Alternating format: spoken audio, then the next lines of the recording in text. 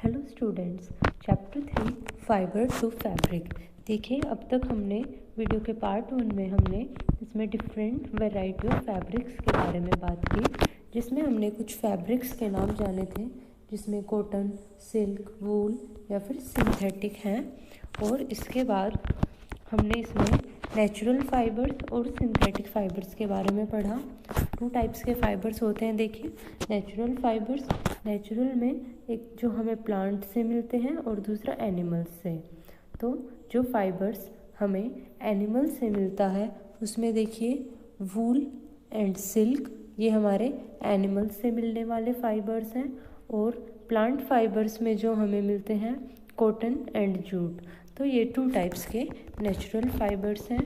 और इसके अलावा हमारे सिंथेटिक फाइबर्स हैं, जो कि हम केमिकल सब्सटेंसेस से ऑब्टेन करते हैं, एनिमल और प्लांट से हमें नहीं मिलते हैं। इसमें एग्जांपल हैं पॉलिएस्टर, नायलॉन एंड एक्रिलिक। ये हमारे सिंथेटिक फाइबर्स हैं। आज हम कॉटन के बारे में, जूट के बारे में थोड़ा डिटेल में पढ़ेंगे। देखिए, सम प्लांट फाइबर्स। तो प्लांट फाइबर्स में आपने अभी देखा कॉटन एंड जूट, ये 2 फाइबर्स के बारे में हम बात करेंगे। चलिए कॉटन के बारे में पढ़ते हैं। Have you ever made wicks for oil lamps? क्या आपने कभी ऑयल लैम्प्स के लिए बत्ती बनाई है? देखिए, जो भी आप कुछ घर पे दिया या लैम्प, उनके लिए रुई से बत्ती बनाई होगी आपने कभी ना कभी। What do you use for making these wicks? तो आप क्या यूज़ करते हैं ये विक्स बनाने के लिए? देखिए, मोस्टली कॉटन हम यूज़ करते हैं। This cotton wool is also used for filling mattresses, quilts and और pillows.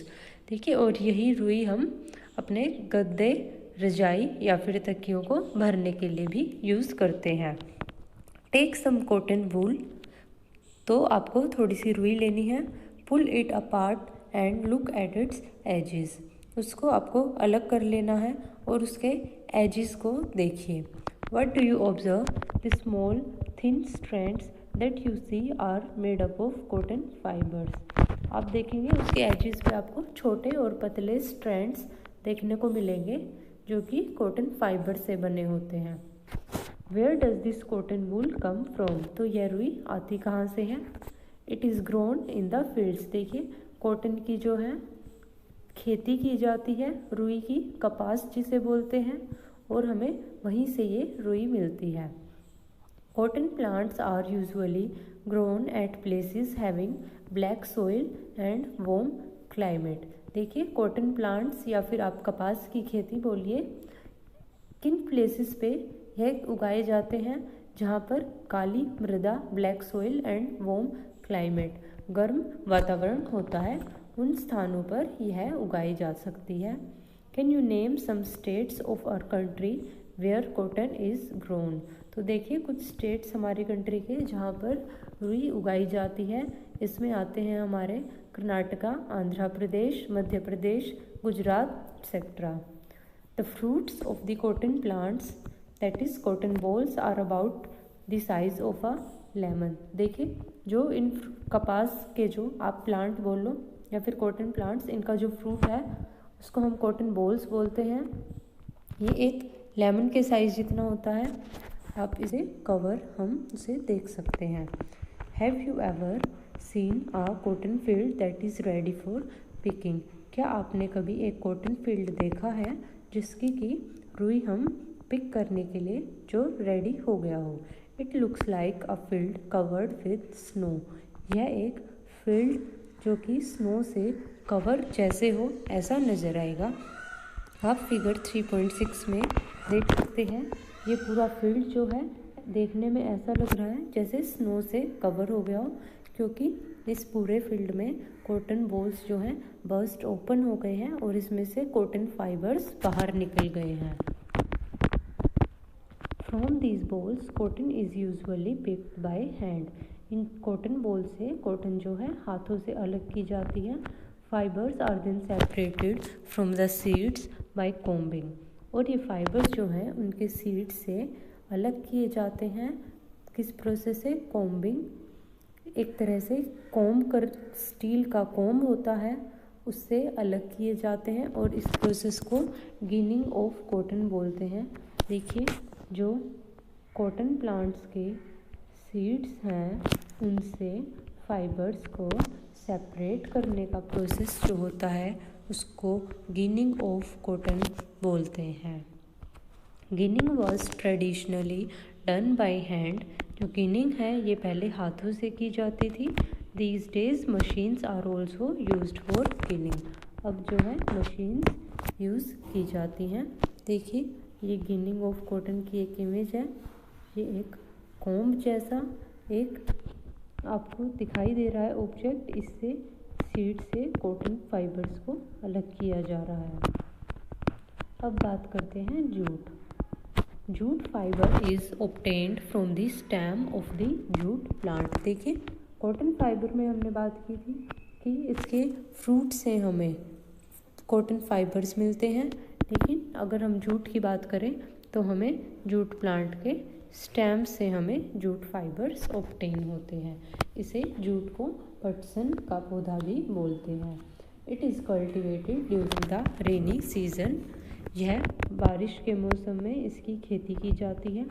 In India jute is mainly grown in West Bengal, Bihar and Assam. Bharat में जूट की खेती पश्चिम बंगाल, बिहार और असम में की जाती है। देखिए, कॉटन की मैंने बताया था आपको कर्नाटका, आंध्र प्रदेश या फिर मध्य प्रदेश, गुजरात इनमें की जाती है, और जूट की वेस्ट बंगाल, बिहार, असम इत्यादि। Jute plant is normally harvested when it is at flowering stage. देखिए, इसकी कटाई कब की जाती है? जब यह फ्लावरिंग स्टेज में होता है, जब इस पर फूल आने की स्टेज आ जाती है। The stem of the harvested plants are immersed in water for a few days. देखिए, अब इसके फाइबर्स को हम सेपरेट करने के लिए क्या करते हैं? जो जूट प्लांट का स्टेम है, कटाई के बाद उसको हम कुछ दिनों के लिए पानी में डुबो कर रखते हैं। The stems rot and fibres are separated by hand. इससे क्या होता है? स्टेम पानी में गीला होता है, सड़ता है, रोट, देन हम हाथों से उसके फाइबर्स को अलग कर सकते हैं। To make fabrics, all these fibres first converted into yarns. How is it done? देखिए, फैब्रिक बनाने के लिए पहले हमें इन फाइबर्स को यार्न्स में कन्वर्ट करना होगा। वीडियो के पार्ट 1 में हमने देखा था कि पहले हमारे पास फाइबर्स होते हैं जो हमें एनिमल, प्लांट्स या फिर केमिकल से ऑब्टेन होते हैं। उससे हमें यार्न्स बनाना होता है, एक धागे जैसा स्ट्रक्चर, और यार्न से हम फैब्रिक बनाते हैं। Now spinning cotton yarn. तो हम यहाँ पर कॉटन की बात करेंगे, जूट की अभी हम बात नहीं कर रहे हैं। तो कॉटन यार्न को कैसे बनाया जाता है, कॉटन फाइबर से हम धागा कैसे बनाएंगे। You can try making cotton yarn yourself. आप यह अपने आप कोशिश कर सकते हैं। Activity 4, hold some cotton wool in one hand. आपको एक हाथ में कुछ रुई लेनी है। Pinch some cotton between the thumb and 4 finger of the hand. और उस कॉटन को आपको एक हाथ के थंब, अंगूठे और 4 फिंगर अपनी तर्जनी उंगली से पकड़ना है। Now gently start pulling out the cotton while continuously twisting the fibres. अब आपको क्या करना है? अपने दूसरे हाथ से कॉटन को जेंटली, बहुत ही आराम से खींचना है और लगातार उसको ट्विस्ट करते जाना है। देखिए, खींचते हुए मोड़ते जाना है। Are you able to make a yarn? क्या आप यार्न बनाने में एबल हुए? देखिए, आप फिगर 3.9 में आप देख सकते हैं, इस हैंड से इन्होंने अपने थंब एंड 4 फिंगर में कॉटन को पकड़ा और ये इन्होंने ट्विस्ट करते हुए इस डायरेक्शन में इन्होंने खींचा है, साथ ही ट्विस्ट किया है। देखिए, कॉटन वूल से यह एक धागे जैसा स्ट्रक्चर अभी बन गया है, और जब इसको और हम ट्विस्ट करते जाएंगे तो यह एकदम यार्न बन जाएगा। The process of making yarn from fibres is called spinning. Spinning, देखिए, यार्न से यार्न को बनाने का प्रोसेस है। फाइबर से यार्न जब हम बनाते हैं तो इस प्रोसेस को हम स्पिनिंग बोलते हैं। In this process fibres from a mass of cotton wool are drawn out and twisted. इस प्रोसेस में एक रुई से हम फाइबर्स को खींचते हैं और ट्विस्ट करते हैं। This brings the fibres together to form a yarn. इससे क्या होता है, फाइबर्स एक साथ आते हैं और धागा बनता है। A simple device used for spinning is a hand spindle also called तकली। देखिए, तकली एक सिंपल डिवाइस है जो कि हैंड स्पिंडल होता है, इसका कॉमन नेम तकली है। आप इस फिगर में देख सकते हैं, यह एक तकली है, इससे स्पिनिंग में यह यूज़ की जाती है। Another hand operated device used for spinning is चरखा। चरखा आपने सुना होगा, ये एक अनदर हैंड ऑपरेटेड डिवाइस है, हाथ से इसको ऑपरेट किया जाता है। यह भी स्पिनिंग में यूज़ होता है।